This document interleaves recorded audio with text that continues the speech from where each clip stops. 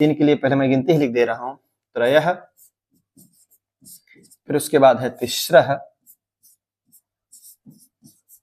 और फिर है त्रीणि। ये 3 गिनतियां हैं। अब जानते हैं कि जब एक के बाद 2 3, अगर कोई चीज 3 है, कोई वस्तु 3 है, 3 का मतलब वो बहुवचन की बात हो रही है। तो अब सबका, चाहे वो पुल्लिंग होगा, चाहे स्त्री होगा, चाहे नपुंसक, सबके बहुवचन वाली लाइन लगेगी। मतलब अगर हम यहाँ कह दें बालक लिख दें, बालकः, बालकौ, मतलब ये पुरुष वाली लाइन लिख रहे हैं, बालका या राम की तरह बालका। उसी प्रकार हम अगर स्त्री का लिखेंगे तो रमा, रमे, रमा, फलम, एक लाइन हम सबका लिख दिए, फले, फलान। अब यहाँ बहुत स्पष्ट हो गया है कि यह 1 वाली लाइन है, या 2 वाली लाइन है, 3 लाइन, जैसी गिनती वैसे वहां से उठाएंगे, उसी के अनुसार रूप चलन लेंगे। 1 रहेगा तो यह, 2 रहेगा तो यह, 3 रहेगा। उसी प्रकार चलिए देखिए, हम यहाँ लिख रहे हैं एक एक क्रम से। 3 बालक, अगर 3 बालक की बात कर दिया गया तो देखिए 3 मतलब पहले हमको 3 के लिए हमारे पास 3 गिनतियां हैं। अब कौन गिनती लगेगी, त्रयः लगाएं, तिस्रः लगाएं, तीर्ण लगाएं। इससे पूछिए, कहेगा मैं बालक हूं, तो बालक के लिए क्या लग जाएगा, त्रयः। अब भ्रम यह हो जाता है, गलती बच्चे यह कर देते हैं, लिखते हैं बालकः, बालका नहीं लिखेंगे। क्यों? क्योंकि बालका का मतलब वो देखिए 1 वाली लाइन है, मतलब ये सिंगल है, सब 1 वाली लाइन। हमको 1 तो लिखना नहीं है, 2 लिखना नहीं है, 3 लिखना है, तो 3 के लिए यह है।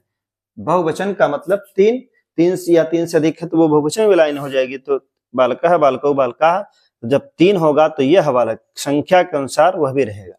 यहाँ पर क्या लिखेंगे, त्रयः बालकाः, अब सही हो जाएगा, त्रयः बालकः नहीं लिखेंगे। फिर उसी प्रकार अगर लिख दिया गया 3 लड़कियां, 3 लड़कियां, अब पहले गिनती 3 की लिखनी है, वो भी किसकी लिखनी है ये बता रहा है, स्त्रीलिंग की लिखनी है। देखिए ये पुरुष की है, स्त्री वाली मतलब तिस्रः लिखा जाएगा, हम यहाँ लिखेंगे तिस्रः। अब बात करेंगे कि लड़कियां की संस्कृत क्या होगी, लड़की की संस्कृति बालिका, बालिके, बालिका। तो बालिका अगर लिख दिया जाता है तो वो गलत हो जाएगा। बालिका का मतलब केवल एक वचन है, एक बालिका है। हमको 3 लिखना, 3 मतलब बहुवचन। देखिए रमा की तरह चलेगा, पहला लिखना नहीं है, दूसरा लिखना नहीं है, तीसरा लिखना है, रमाः, वैसे हो जाएगा बालिकाः।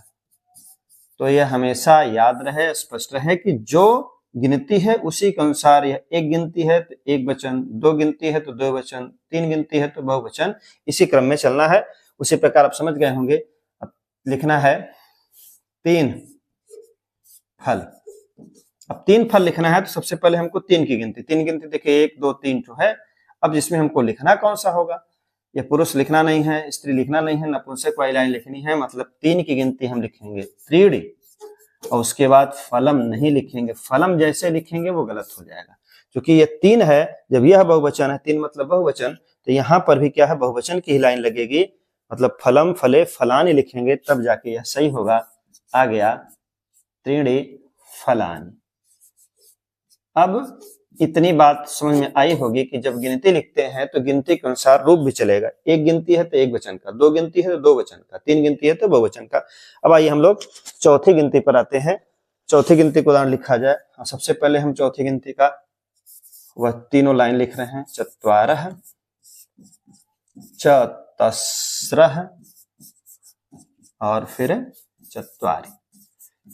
बात समझ में आ गई होगी, यह पुल्लिंग के लिए है, यह स्त्री के लिए है और यह नपुंसक के लिए है, यह पहले बताया जा चुका है। अब 4 का मतलब जान लीजिए, एक वचन, एक कोई वस्तु है तो एक वस्तु का मतलब एक वचन, 2 है तो द्विवचन, 3 है तो बहुवचन। लेकिन 3 या 3 से ज्यादा रहेंगे तब भी बहुवचन रहेगा, क्योंकि हमारे पास तो रूप वही है।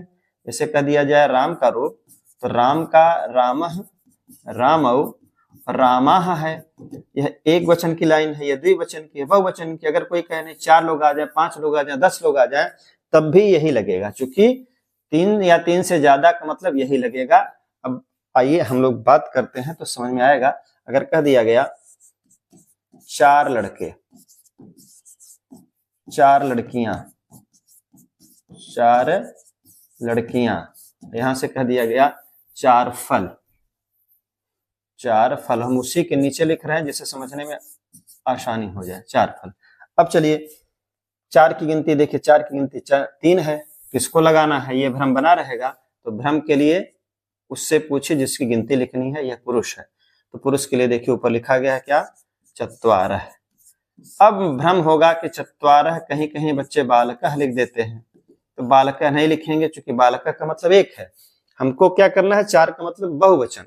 तो बहुवचन मतलब जैसे राम का रूप लिखते हैं, रामः रामो रामाः, हमको बहुवचन वाली लाइन लिखनी है।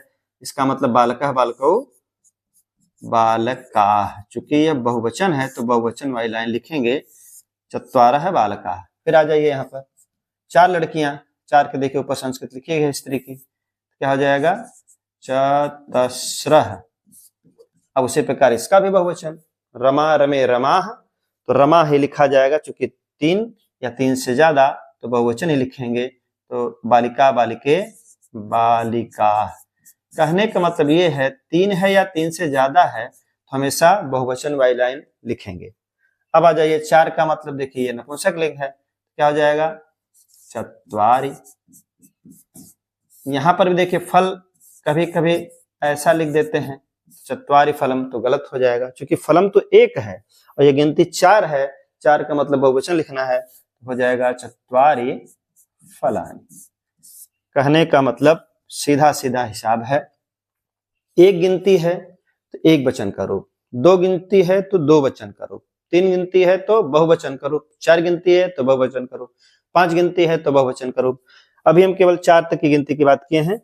फिर से एक उदाहरण देखा जाए, अगर कह दें एक बकरी, एक हिरन, एक वन। अब चीजें आसान हो गई होंगी। अब बकरी मतलब स्त्रीलिंग है तो एक की गिनती याद करिए, एकः एका एकम, इसका मतलब यह बकरी के लिए लिखेंगे क्या, एका। अब बकरी की संस्कृत क्या हो जाएगी, अजा, हो गया एका अजा। हिरन की बात करना है तो हिरन देखिए पुल्लिंग जात में आता है, तो इसका मतलब यहाँ पर क्या लिख देंगे, अब एक के लिए एका हो जाएगा। अब हिरन का मृगः, तो देखिए एकः मृगः। अब कह रहा एक वन, वन जो है नपुंसक लिंग में आता है, उसमें पता नहीं चलता स्त्रीलिंग है कि पुल्लिंग, तो हम एक के संस्कृत अब नपुंसक वाले लिखेंगे, एकम वनम। कहने का मतलब जो गिनती लिखनी है उसका फैसला आगे वाला करेगा कि हमको एकह लिखना है कि एका लिखना है कि एकम लिखना है। इस क्रम में हम वो गिनती लिख सकते हैं। देखते रहिए बेसिक लर्निंग टू एडवांस। मिलते हैं अगले वीडियो में। 3 से आगे वाली गिनती 4 तक हम गिनती कर चुके हैं। अब उसके बाद 1 2 3 4 के बाद और गिनतियां कैसे होती हैं, कौन स्त्री रहेगा, कौन पुरुष रहेगा, कौन नपुंसक रहेगा। मिलते हैं अगले वीडियो में, तब तक के लिए सभी को धन्यवाद।